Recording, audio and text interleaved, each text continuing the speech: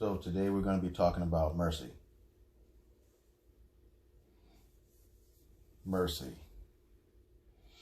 We're going to start in Exodus, the 20th chapter, verse 6. And we're going to kind of show you through his word and throughout the Testaments, Psalms, and the New Testament of Scripture, how mercy is obtained by our obedience to the Most High's law, and how mercy and grace is literally synonymous. They are not opposite one to another. They are absolutely synonymous in Scripture. So first one, Exodus the 20th chapter, verse 6. And showing mercy unto thousands of them that love me and keep my commandments. Showing mercy unto thousands of them that love me and keep my commandments. Okay. Exodus, the 33rd chapter.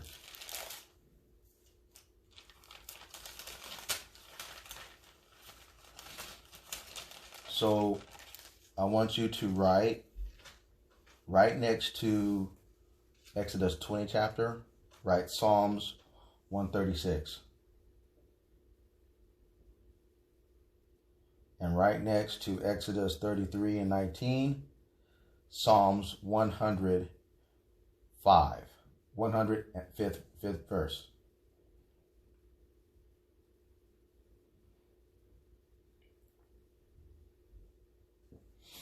Okay, all right. Exodus 33 and 19. And he said, I will make all my goodness pass before thee, and I will proclaim the name of Yahweh before thee, and I will be gracious to whom I will be gracious, and I will show mercy on whom I will show mercy. So that's right there is putting them together, grace and mercy. All right, the next chapter over, chapter 34, we're going to be reading verse 4 through 9. Exodus 34, 4th verse to the 9th verse. And he hewed 2 tables of stone like unto the first. And Moses rose up early in the morning and went up unto the mountain of Sinai, as Yahweh commanded him, and took in his hand the 2 tables of stone. And Yahweh descended in the cloud and stood with him there and proclaimed the name of Yahweh. And Yahweh passed by before him and proclaimed. Now watch this, what this says. Proclaim the name of Yahweh. Yahweh Almighty, merciful and gracious, long-suffering and abundant in goodness and truth, keeping mercy for thousands, forgiving iniquity and transgression and sin, and that will by no means clear the guilty, visiting the iniquity of the fathers upon the children, and upon the children's children, unto the 3rd and to the 4th generations. And Moses made haste and bowed his head toward the earth and worshipped. And he said, if now I have found grace in thy sight, O Yahweh, let my Yahweh I pray thee, go among us, for it is a stiff-necked people, and pardon our iniquity and our sin, and take us for thine inheritance. Right next to 34, 4 through 9, Galatians, the 5th chapter, 22 to 23. So we go there real quick. This is a precept. All these are precepts, but this is direct correlation. Galatians 5th chapter. Hold your spot in Exodus, I think. Galatians the 5th chapter, verse 22, 23. But the fruit of the Spirit is love, joy, peace, long-suffering, gentleness, goodness, faith, meekness, temperance. Against such there is no law. So you see right there in the fruit of the Spirit, the fruit of the Spirit is the Most High's name. Where he said in Exodus 34, when he passed by Moses, Moses petitioned the Most High that he could see his glory. But Moses was a fleshly man. He was a physical man. So he said, it is impossible for any man to see me and live. For no man can see me and live. So we have to be transformed. Our physical nature has to be transformed into a acceptable presence to the Most High. Flesh and blood cannot inherit the kingdom of Yah.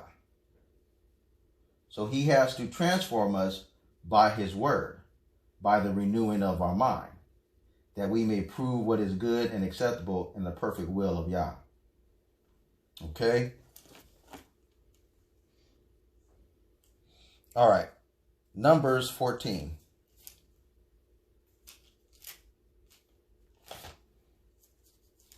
Numbers, the 14th chapter.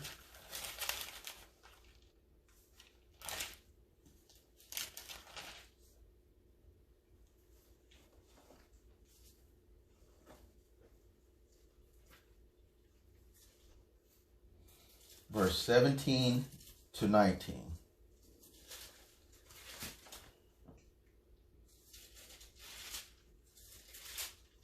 Numbers, the 14th chapter, verse 17 to 19.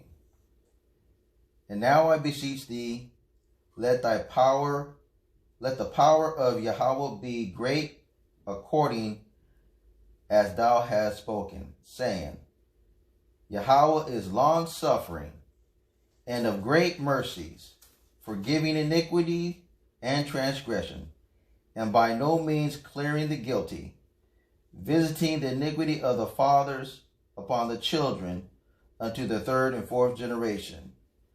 Pardon, I beseech thee, the iniquity of this people, according unto the greatness of thy mercy, and as thou hast forgiven this people from Egypt even until now.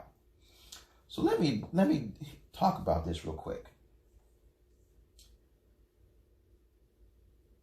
Most people don't realize what that means by when he said, visiting the iniquity of the fathers upon the children. Visiting the iniquities of the fathers.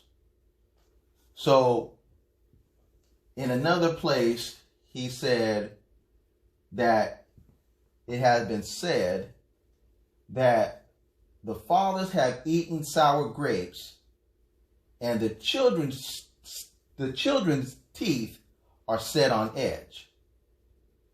But he said, it's not going to be that way no more. You ain't going to be able to say that no more. For every man will be charged according to his own sin. You ain't going to be able to put things off on your children no more, because they misunderstood what he said in the commandments when he spoke it. Visiting the iniquity, the lawlessness of the fathers. Visiting the iniquity, visiting the lawlessness of the fathers upon the children. Why? If your father's lawless, he's going to teach you to be lawless. If your father's lawless, he's going to teach you to be lawless. Unless the Most High intercedes, you're going to do exactly what your father did. He doing what his father did. This is what the generational curses are. For hundreds of generations back, we have no idea what our forefathers did. But they are being manifested today in us, in our people. And even people that's not our people. Because we have learned what our father have learned, and what his father have learned, and what his father have learned. Visiting the iniquities of the fathers upon the children, unto the third and fourth generation.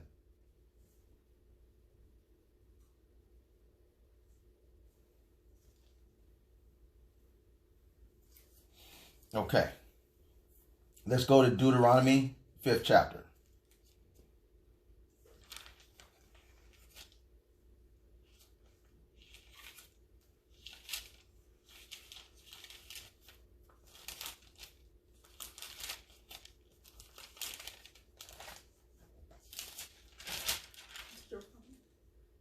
Deuteronomy, 5th chapter, verse 10.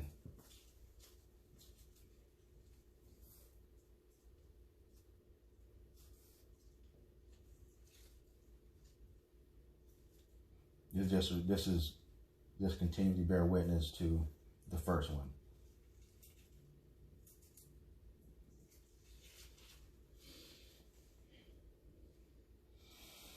And showing mercy unto thousands of them that love me and keep my commandments. See?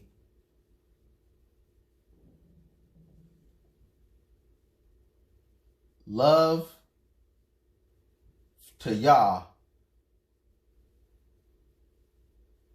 The love to Yah is exemplified in obeying the commandments.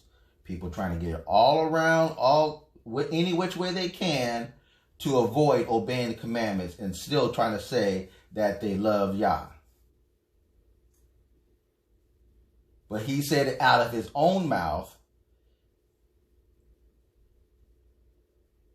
showing mercy unto thousands of them that love me and keep my commandments. What did Yehoshua say? If you love me, keep my commandments, and I will pray the Father, and he shall give you another comforter. Let me make this perfectly clear.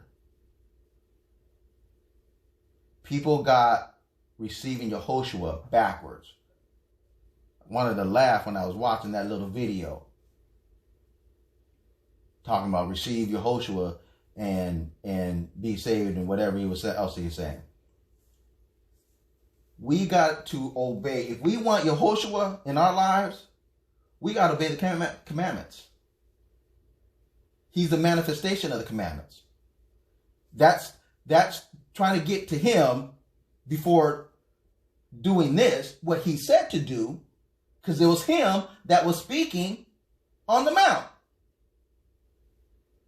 It was him in creation speaking, let it be. And it was.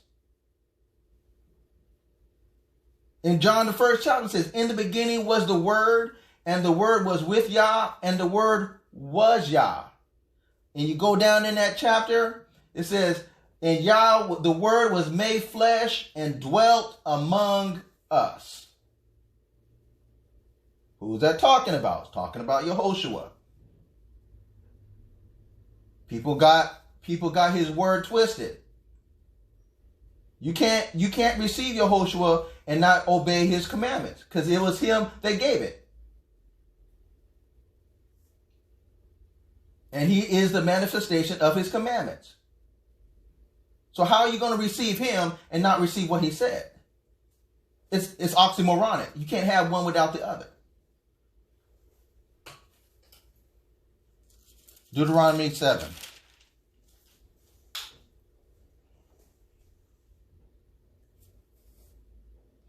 Now therefore, know therefore that Yahweh thy Almighty, he is Yah. Deuteronomy 7 chapter verse 9. I'm sorry. Yeah, verse 9. Deuteronomy 7 and 9. Know therefore that Yahweh Almighty, he is Yah, the faithful Yah, which keepeth covenant and mercy with them that love him and keep his commandments to 1,000 generations. Covenant. Who do you make covenant with? Israel, Abraham, Isaac, and Jacob. He ain't made covenant with no other people on the face of the earth. No other people. He made covenant with our forefathers, our ancestors.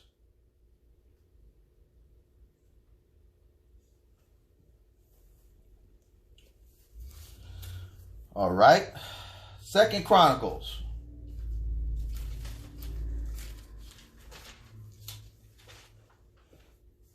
Sixth chapter.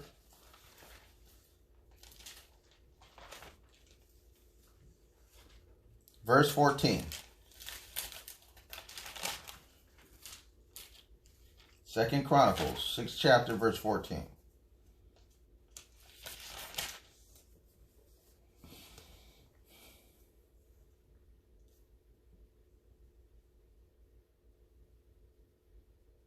And said, O Yahweh Almighty of Israel, there is no Yah like thee in the heaven, nor in the earth, which keepeth covenant, and showeth mercy unto thy servants, that walk before thee with all their hearts.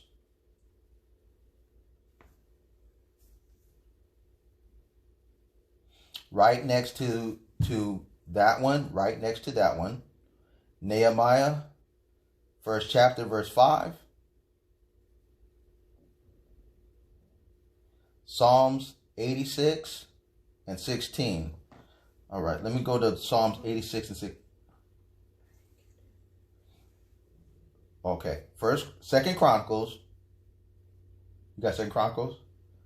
Next to that, right, Nehemiah, 1st chapter, verse 5. Next to that, Psalms 86 and 16. Okay, I'm going to go to Psalms 86 real quick.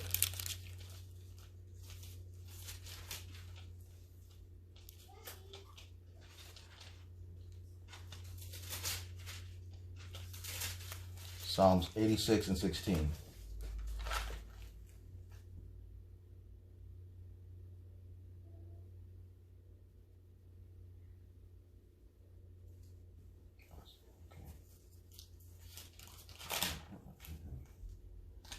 Psalms 86 and 16. O turn unto me and have mercy upon me. give thy strength unto thy servant, and save the son of thine handmaid. Okay, that's just a precept. Okay. All right. Going down, go back to Psalms 25 and 10. We're going to get through this. It's not that much left. Psalms 25 and 10.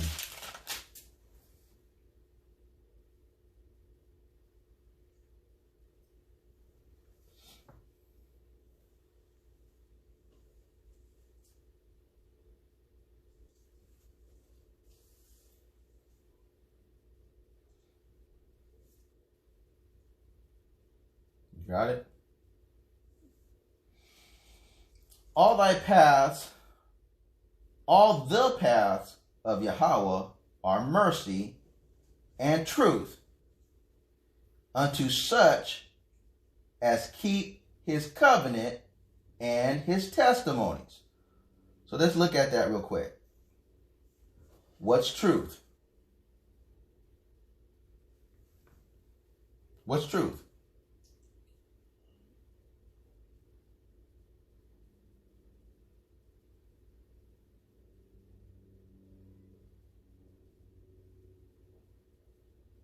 His law.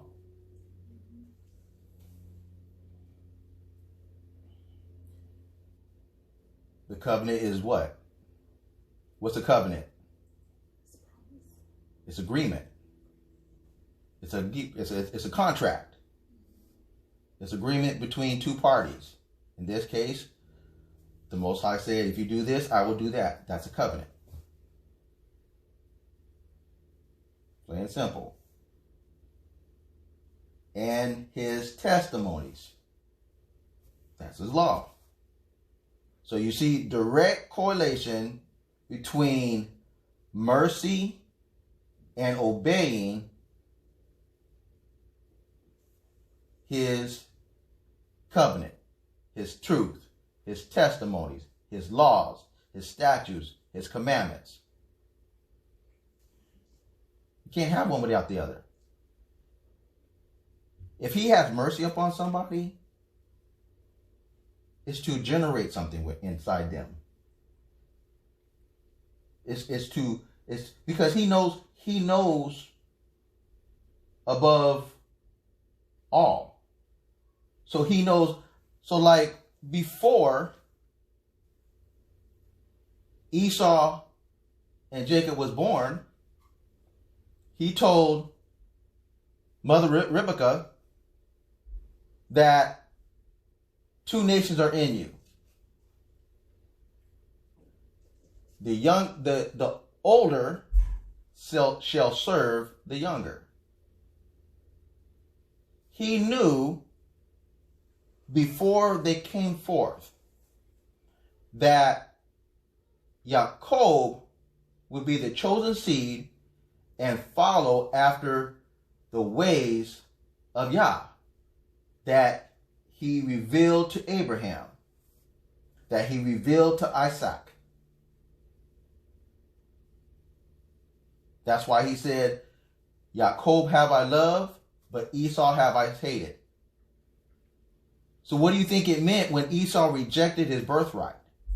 The birthright wasn't just about money or wealth or goods, livestock, land.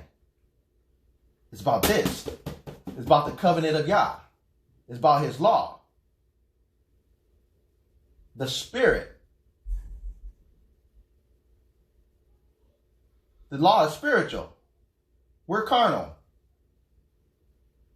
But he had a spirit in Jacob that he understood the magnitude of the birthright. He understood the spiritual aspect, the spiritual implications of what the birthright meant.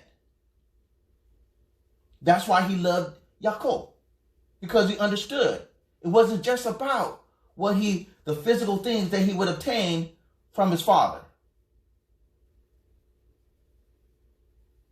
It was about the lineage. It was about his descendants. It was about the continuation of the Most High's word throughout generations. Throughout generations. The word of Yah lasts forever. He understood that. That was people often try to shed bad light on him because what he did. What he did was according to the will of the Most High. And at the end of the thing, his father Isaac realized it. That it was of Yah that this happened. It was the will of Yah that caused that to happen.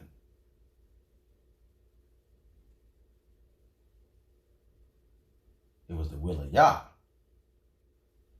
It wasn't based on his deception. He had the right to do that anyway, because his brother gave up the birthright willingly, because he was thinking about his belly more than his spirit, his fleshly nature. He was more concerned with his fleshly nature. He wanted to hold on to his fleshly nature. That's what it's all about. Giving up your fleshly nature to obtain the eternalness of the Most High's word. And if we do things right, it is him, he says in the Psalms, that give us power to get wealth. But too many times we want to put the cart before the horse. Seek ye first the kingdom of Yah and his righteousness, and all these things shall be added unto you. What are the things? What we need on a daily basis. It's not talking about abundance of wealth. Well, if we do those things which are right in his sight and seek him with our whole heart, he said he will be found of us. He knows when we're ready for wealth.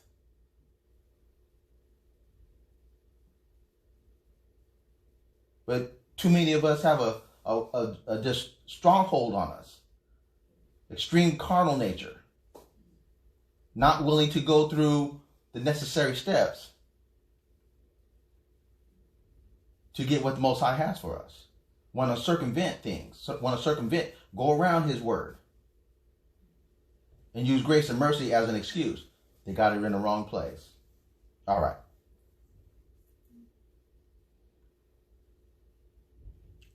Psalms 85, just about finished.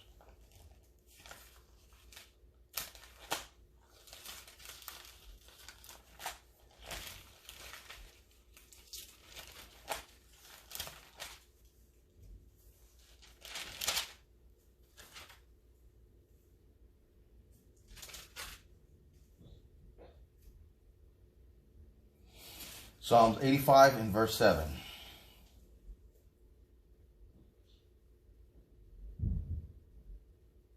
Show us thy mercy, O Yahweh, and grant us thy salvation. I'm going to start breezing through these. Matthew.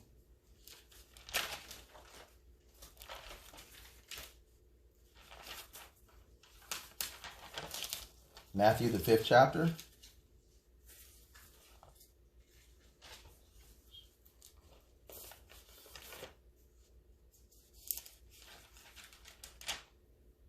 Verse 7.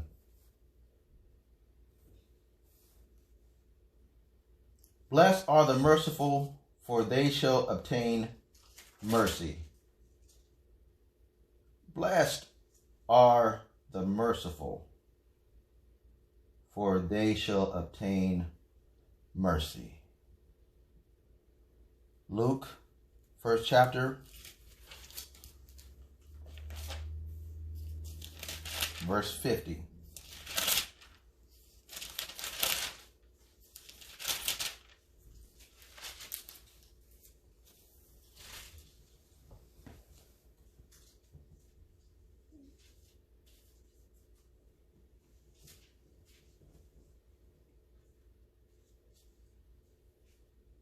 Got it.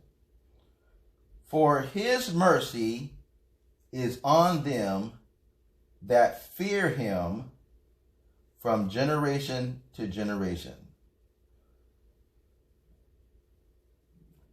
So who was that said, let us hear the conclusion of the whole matter? Fear Yah and keep his commandments. For this is the whole duty of man. Was that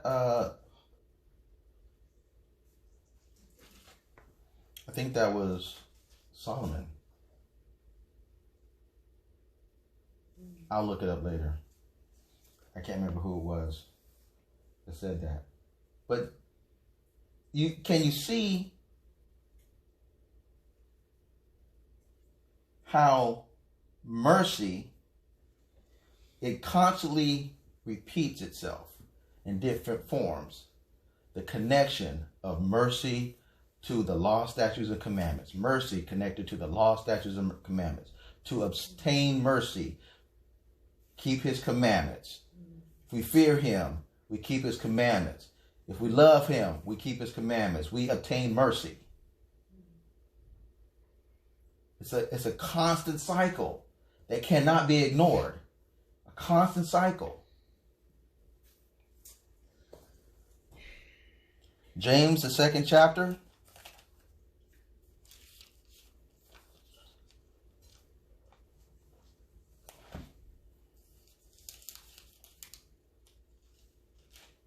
James, the 2nd chapter, verse 13.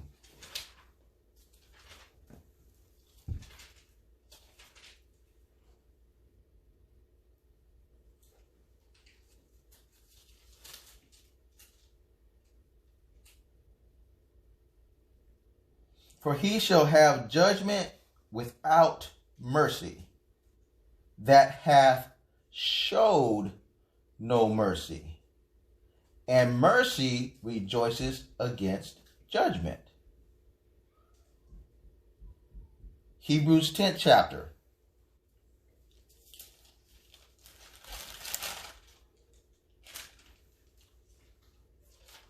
Verse 28. Hebrews 10 and 28.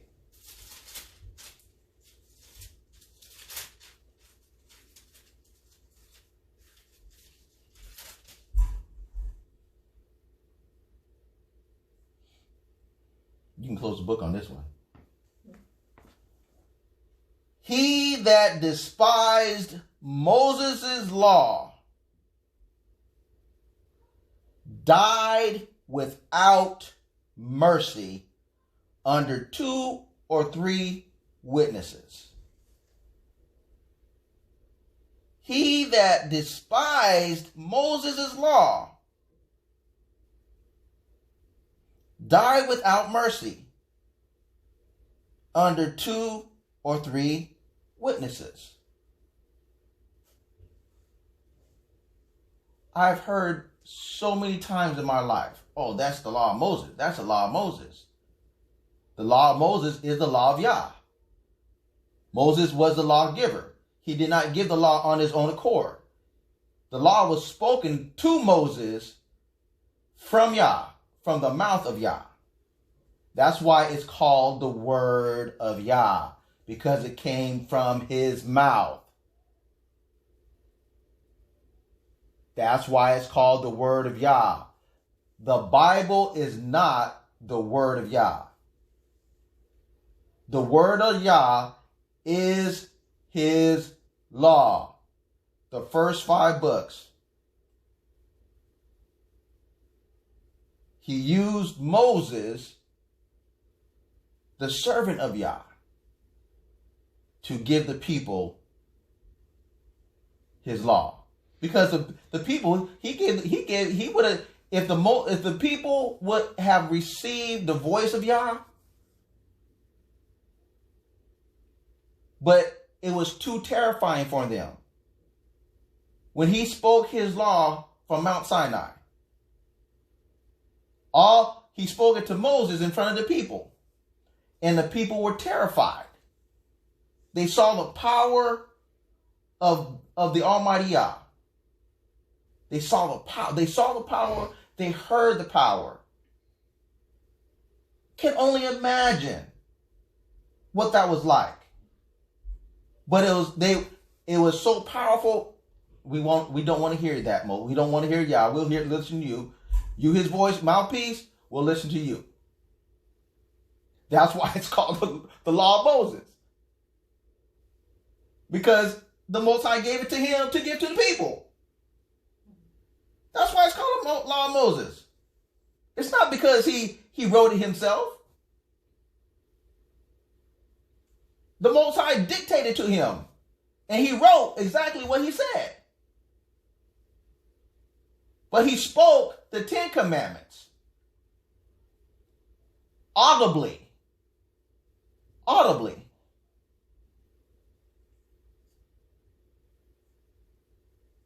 We cannot obtain mercy from the Most High if we show no mercy. He touched my heart. He made me understand. I've showed you mercy in your life. You got to show mercy.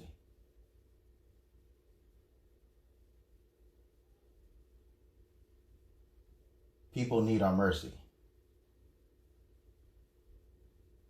We need each other's mercy. We need the Most High's mercy.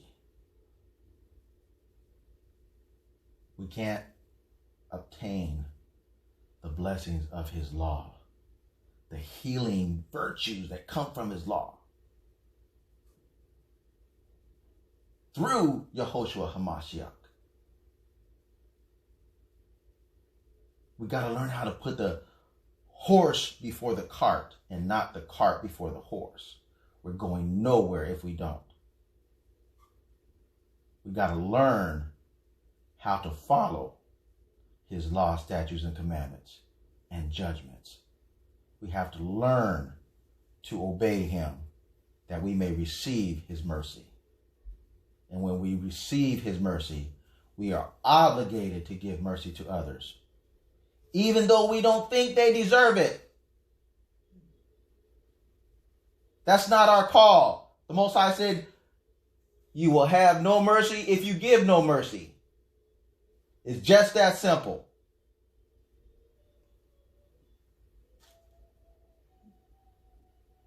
One more and we're done.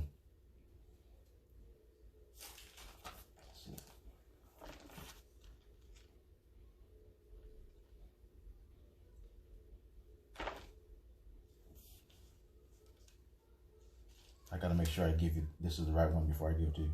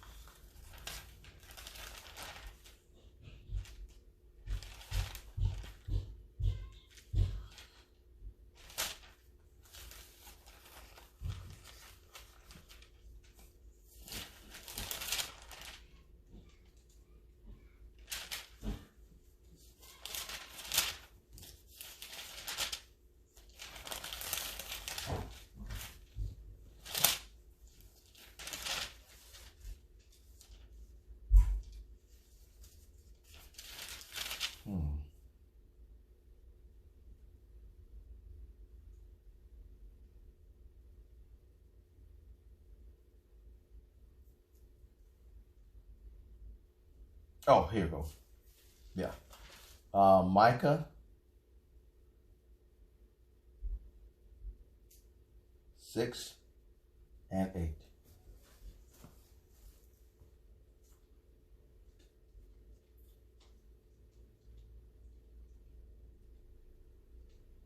I'm gonna go back up to verse 6.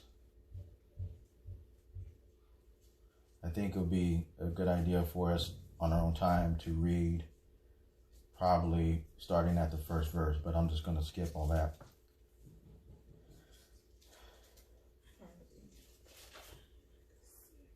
So I'm going to start back at the sixth verse.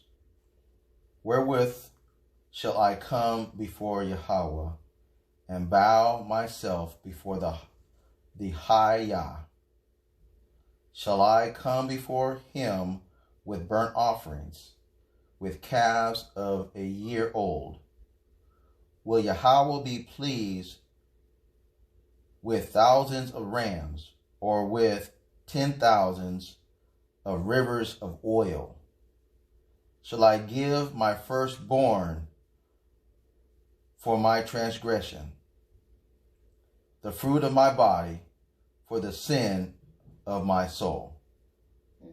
He hath showed thee, O man, what is good, and what doeth Yahweh require of thee, but to do justly, to love mercy, and to walk humbly with your Yah.